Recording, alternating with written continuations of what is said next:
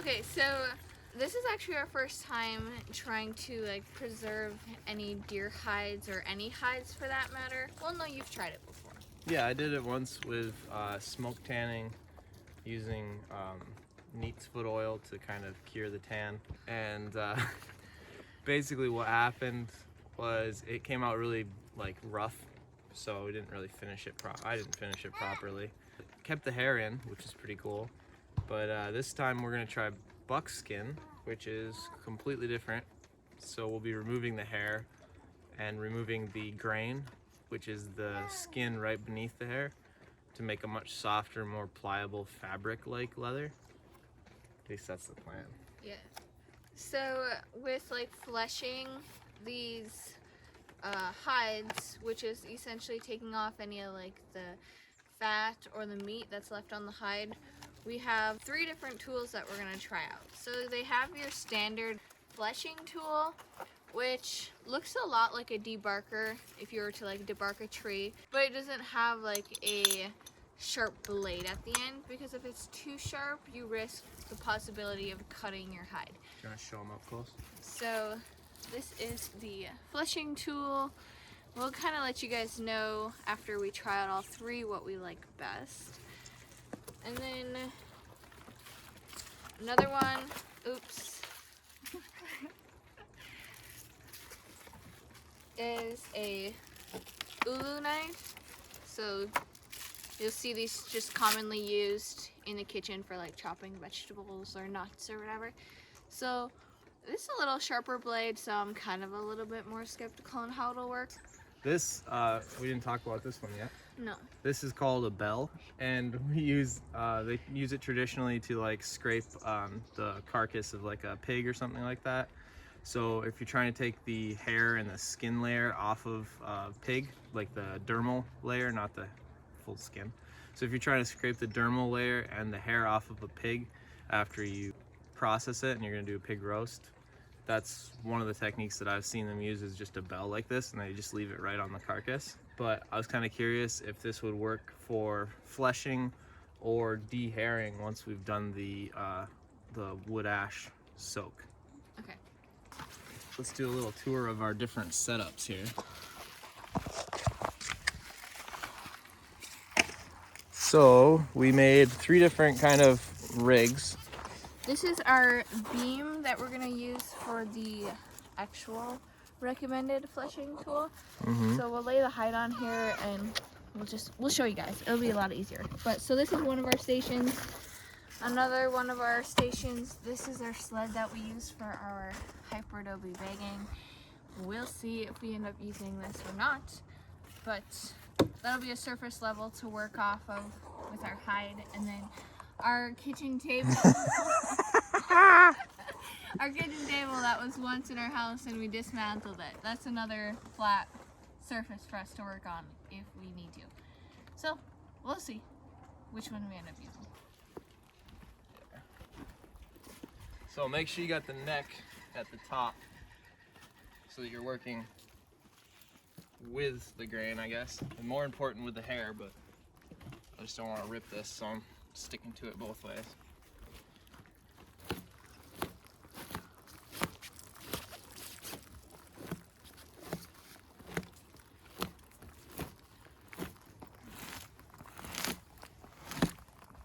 This is the tool.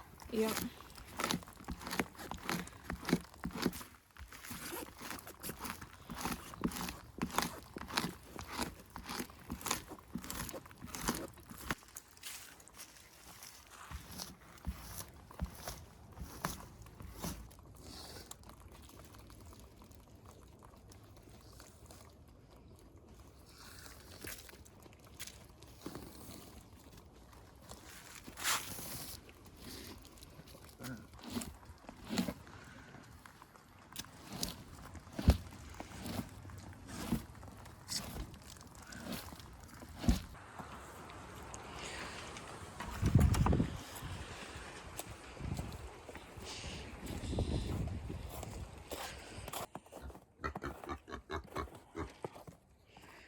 Hey, Okers. Hey, buddy. You want some any fat?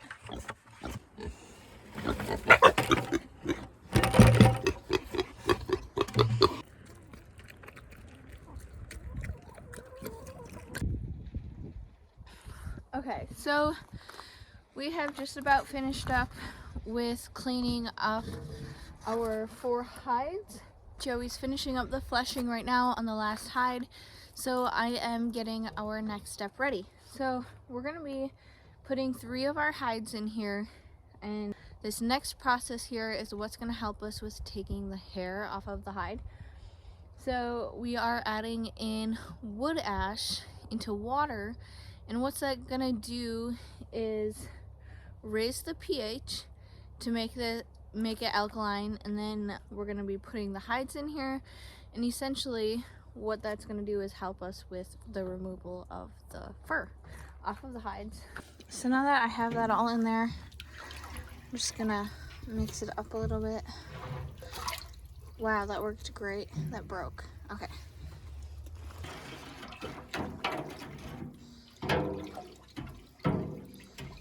All right.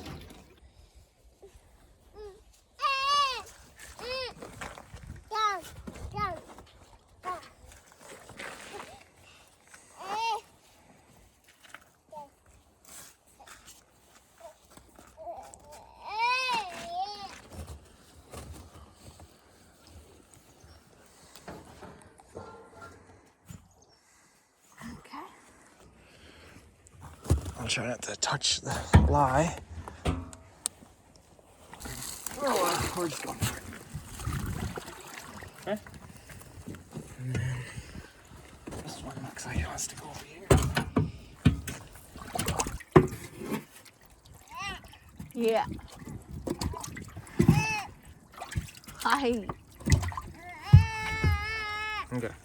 That looks pretty good. So we're supposed to leave that though for like a couple days. Okay.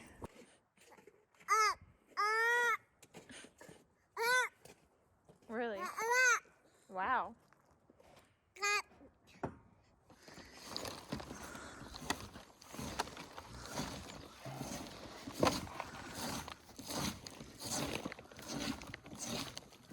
This is what it looks like when it's properly soaked in wood ashes.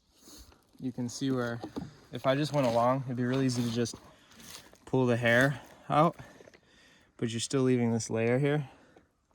You want to get rid of this layer. This is called the grain. You want to just take that right off with it.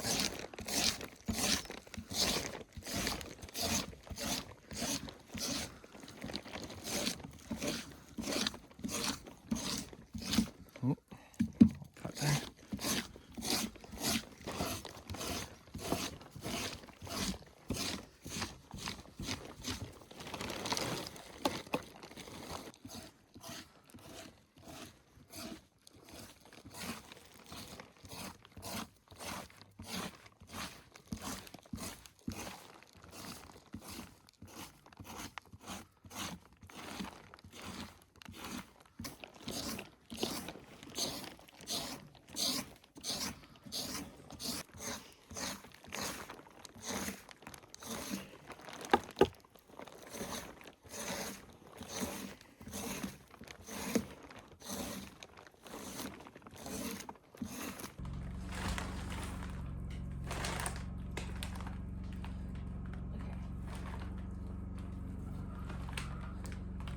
So all I'm doing with this is I'm kind of hanging this in half. So I have about 3/4 hanging over this face of the pole, and then about 1/4 left hanging over on my side, the hide, you can see.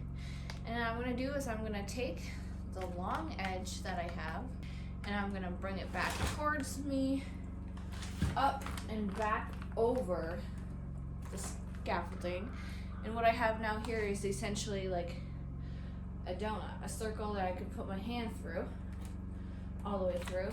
And then for this, we're just gonna roll it in. Roll it in. We're gonna roll each side in halfway till they meet in the middle. Do the same thing on this side. Rolling it in. rolling it in. And essentially what it'll do is it'll keep the hide all nice and tightly bound together for you as you try to then wring it out with your pole.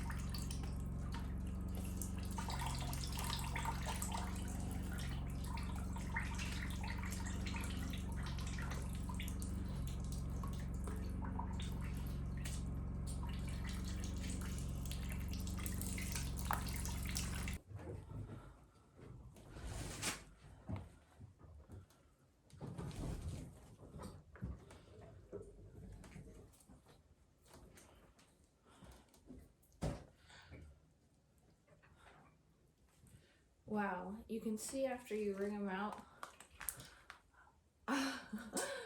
how much they really do want to stiffen up on you. So you can see we're really going to have to work these to keep these flexible.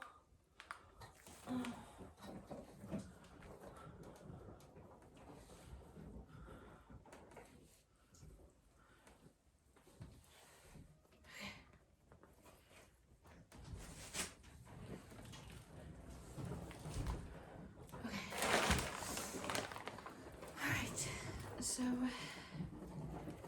here you have it. It's all wrinkled out, so as it dries, we're really gonna have to keep stretching it so it doesn't stiffen up on us.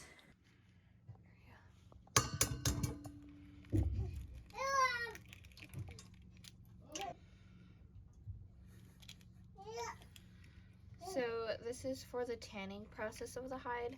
So what they suggest is per hide, you take 12 eggs to a gallon of water. And I have my water warming up on the stovetop right now. And then you want to just take the yolks of the eggs. So I'm just separating out the whites. What's that? Oh, there's white stuff. Yeah, some of you guys are probably wondering why my eggs are coated in white stuff. Well, we had done a lime bath. What is it technically called? Like water glassing or something. Water like glassing. that. Yeah, we preserved our Or farm. glassing your eggs. Yeah. Yeah, we preserved our farm eggs in lime and water solution, and these ones are like coated in lime because they were the ones I took from the very, very bottom of the bucket. So these eggs look kind of nasty. Yeah, but the inside's fine. We've been eating these for weeks. Yeah, the inside's healthy. Yeah, take a look.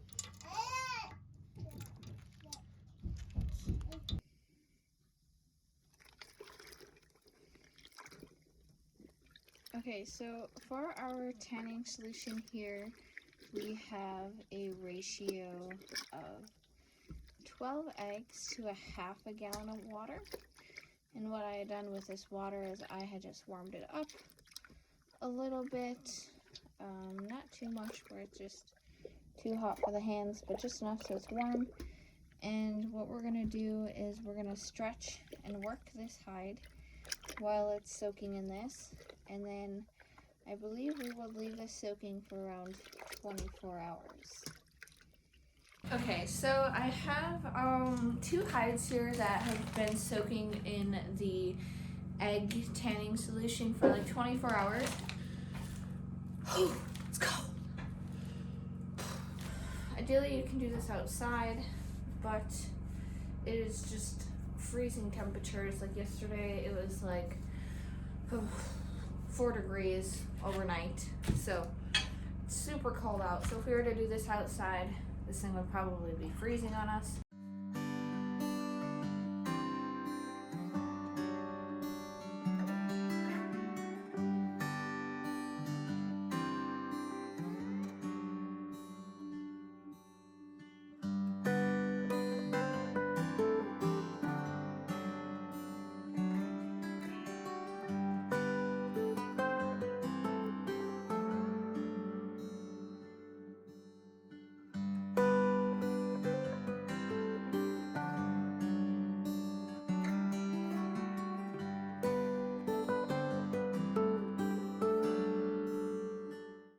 Show us how it's done, babe. This is my first one.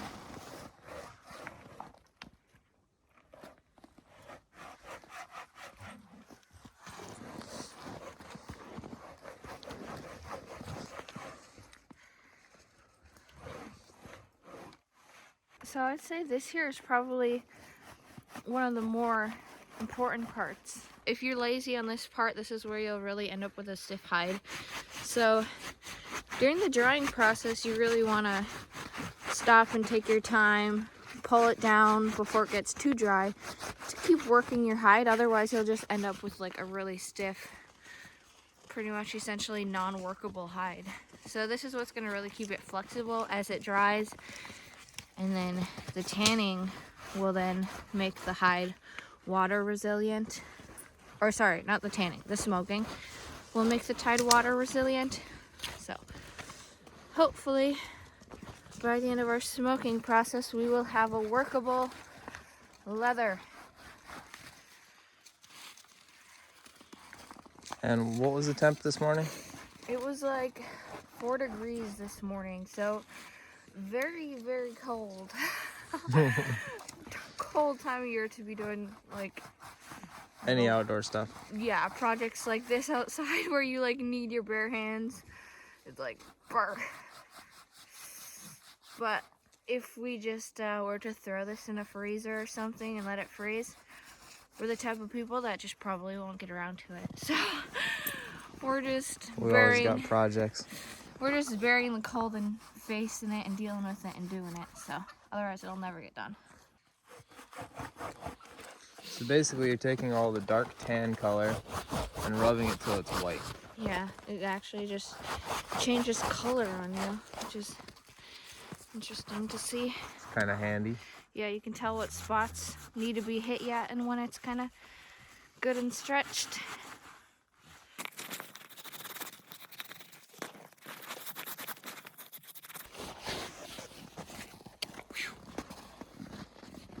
I'm bringing mine in after that.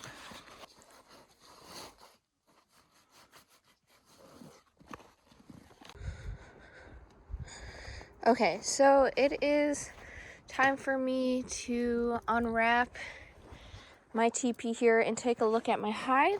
I believe it is time for me to rotate it. So I'm going to kind of show you guys what I have going on here. It's no fancy setup.